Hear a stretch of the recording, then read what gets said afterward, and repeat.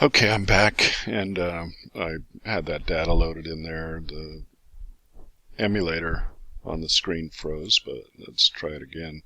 So I set the window from a half a mile, 0.5, to a maximum of 50. Since my maximum commute distance was 47, I just put 50. That's a little bit more. Why did I start at 0.5 instead of 0? Well, because if I add 8 miles every 8 miles, I want this data from 0 to 8, from 1 to 8, to fall into the first bin. I want from from 9 to 16 to fall into the second bin, right?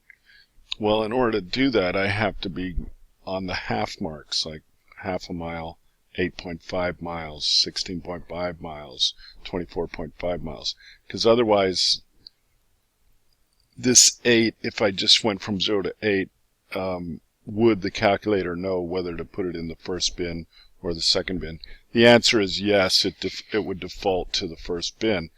But not all programs do that, so you might want to go by the half mile. That's why they show you in this book, in this Cengage Learning module, they show that.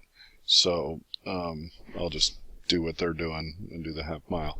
Old programs of Microsoft Excel would not default. If you had an 8, it didn't know where to put it, it'd just give you an error if it fell right on the borderline. Okay, then we go to second, stat plot. I'm going to go in my first plot.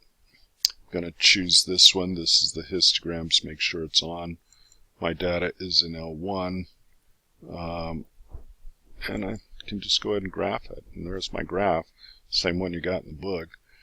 And we can trace this. And it tells us that there are 14 people that commute between 0 and 8 miles. Go to the next one. There are 21 commuters that are between 8.5 and 16.5.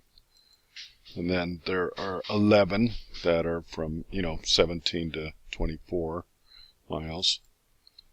Then we start getting way off here where it's getting skewed, because this one is skewed to the right because it's wherever the tail is. In other words, there are outliers out here that are pulling it to the right.